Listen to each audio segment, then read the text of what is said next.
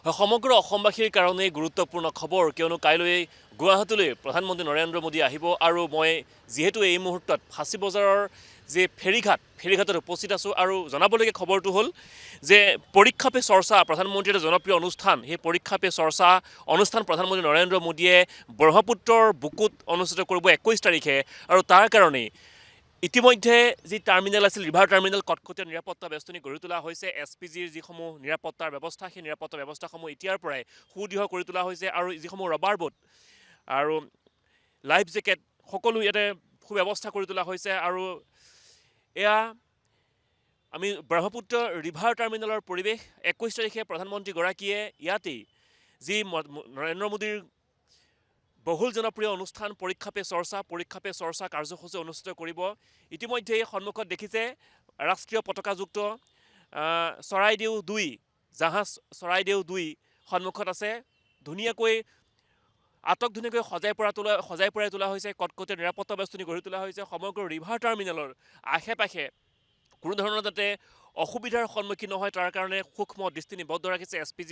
জোৱানসকলে আৰু পুনৰবাৰ কৈছোঁ ৰাজ্যৰ 12খন জিলাৰ মুঠ 25গৰাকী মেধাৱী ছাত্ৰক কাইলৈ আমন্ত্ৰণ জনোৱা হৈছে সেই 25গৰাকী মেধাৱী ছাত্ৰৰ লগত প্ৰধানমন্ত্ৰী নৰেন্দ্ৰ মোদীয়ে পৰীক্ষা পে চৰ্চা অৰ্থাৎ আগন্তুক দিনত যিসমূহ প্ৰতিযোগিতামূলক পৰীক্ষাত ছাত্ৰ ছাত্ৰীসকল অৱতীৰ্ণ হ'ব সেই প্ৰতিযোগিতামূলক পৰীক্ষাসমূহৰ কাৰণে প্ৰধানমন্ত্ৰী নৰেন্দ্ৰ মোদীয়ে সেই মেধাৱী ছাত্ৰসকলৰ লগত মত বিনিময় কৰিব আৰু তাৰ প্ৰতি লক্ষ্য ৰাখি এইদৰে ব্ৰহ্মপুত্ৰৰ পাৰত কটকটীয়া নিৰাপত্তা বেষ্টনী গঢ়ি তোলা হৈছে আৰক্ষী অৰ্ধসামৰিক বাহিনী SPGৰ জোৱান সকলো মোতায়েন কৰা হৈছে আৰু খুদ মুখ্যমন্ত্ৰী হিমন্ত বিশ্ব শৰ্মা কিছু সময়ৰ পূৰ্বে ইয়ালৈ আহিব মুখ্যমন্ত্ৰীগৰাকীয়ে প্ৰধানমন্ত্ৰীৰ আগমনক লৈ যিসমূহ ইয়াতে প্ৰয়োজনীয় সাৱধানতা অৱলম্বন কৰা হৈছে যিসমূহ ব্যৱস্থা গ্ৰহণ কৰিবলগীয়া হৈছে সকলো চালিজাৰি চাব সূক্ষ্মভাৱে দৃষ্টিনিবদ্ধ ৰাখিব আৰু এইদৰে চাৰিওফালে ব্ৰহ্মপুত্ৰ ৰিভাৰ টাৰ্মিনেলৰ চাৰিওফালে দেখা গৈছে ৰাবাৰ বোট ইয়াৰ যিসকল নদী আৰক্ষীৰ যিসকল লোকে জোৱান আছে তেওঁলোকে ইয়াতে NDRF SDRF সকলোৱে ব্যস্ত হৈ পৰা পৰিলক্ষিত হৈছে পুনৰবাৰ কৈছোঁ যে চৰাইদেউ 2 আৰু সমগ্ৰ অসমবাসীৰ অসম ইতিহাসত কাইলৈ প্ৰথমবাৰৰ কাৰণে এটা জনপ্ৰিয় অনুষ্ঠান অনুষ্ঠিত হ'ব ব্ৰহ্মপুত্ৰৰ বুকুত অনুষ্ঠিত হ'ব য'ত প্ৰধানমন্ত্ৰী নৰেন্দ্ৰ মোদীৰ বহুল জনপ্ৰিয় অনুষ্ঠান পৰীক্ষা পে চৰ্চা য'ত ৰাজ্যৰ 12খন জিলাৰ 25গৰাকী মেধাৱী ছাত্ৰক বাছনি কৰা হৈছে সেই মেধাৱী ছাত্ৰ ছাত্ৰীসকলে প্ৰধানমন্ত্ৰীৰ লগত পৰীক্ষা পে চৰ্চা কাৰ্যসূচীত অংশগ্ৰহণ কৰিব আগন্তুক দিনত যিসমূহ প্ৰতিযোগিতামূলক পৰীক্ষা অনুষ্ঠিত হ'ব সেই প্ৰতিযোগিতামূলক পৰীক্ষাসমূহৰ কাৰণে কিদৰে নিজকে সাজু কৰি তুলিব নিজকে প্ৰস্তুতি কৰিব সকলোবোৰ প্ৰধানমন্ত্ৰীগৰাকীয়ে তেওঁলোকৰ লগত আলোচনা কৰিব তেওঁলোকক টিপছ দিব পৰীক্ষাত সফল হোৱাৰ টিপছ দিব আৰু সেই কাৰ্যসূচীটোৰ কাৰণে আৰু বিশেষকৈ নদী পৰ্যটনৰ ক্ষেত্ৰত কাইলৈ যেতিয়া প্ৰধানমন্ত্ৰীগৰাকী ইয়ালৈ ব্ৰহ্মপুত্ৰলৈ আহিব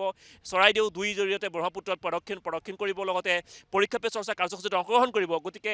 সেইফালৰ পৰা চাবলৈ গ'লে যে পৰ্যটনৰ দিশটো পৰহিয়াৰ পৰা আৰু অধিকে আকৰ্ষণীয় হৈ পৰিব বিশেষকৈ লাভান্বিত হোৱাৰ সম্ভাৱনা থাকিব থল থাকিব যে প্ৰধানমন্ত্ৰীগৰাকীয়ে ব্ৰহ্মপুত্ৰৰ বুকুতে কিছু সময়ৰ কাৰণে হ'লেও নদী পৰ্যটনৰ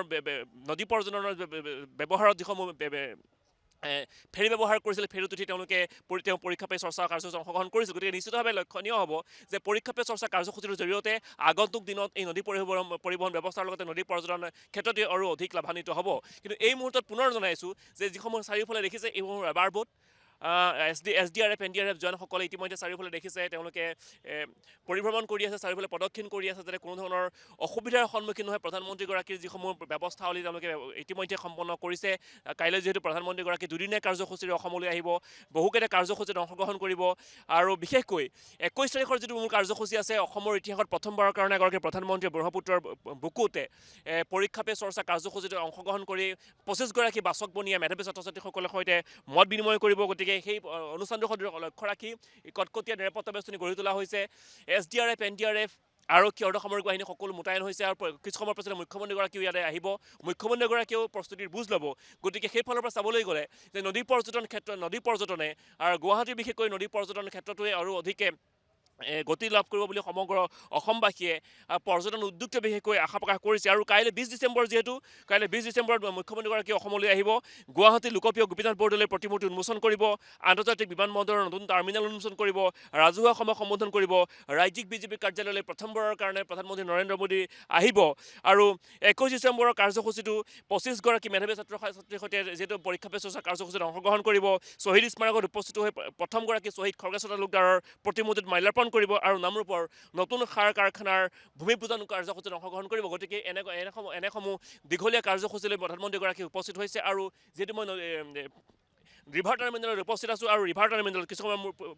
পাছতেই মুখ্যমন্ত্ৰীগৰাকী উপস্থিত হ'ব। যিহেতু 21 তাৰিখে প্ৰধানমন্ত্ৰী নৰেন্দ্ৰ মোদী ইয়াতে উপস্থিত থাকিব। প্ৰধানমন্ত্ৰীগৰাকীয়ে যি চৰাইদেউ 2 নামৰ বিশেষ ফেৰীখনত উপস্থিত থাকিব আৰু ফেৰীখনতেই ৰাজ্যৰ বাচকবনীয়া 25গৰাকী ছাত্ৰ ছাত্ৰীৰ লগত মিলিত হ'ব। তেওঁলোকৰ লগত পৰীক্ষা পে কাৰ্যসূচীৰ জৰিয়তে আগন্তুক যিসমূহ প্ৰতিযোগিতামূলক পৰীক্ষা আছে সেই প্ৰতিযোগিতামূলক পৰীক্ষাসমূহত কিদৰে নিজকে সাজু কৰিব তাৰ কাৰণে তেওঁলোকে আলোচনাত মিলিত হ'ব। যিকোনো খবৰৰ বাবে যোগাযোগ কৰক 7099017330 লগতে 7099017110 নম্বৰত।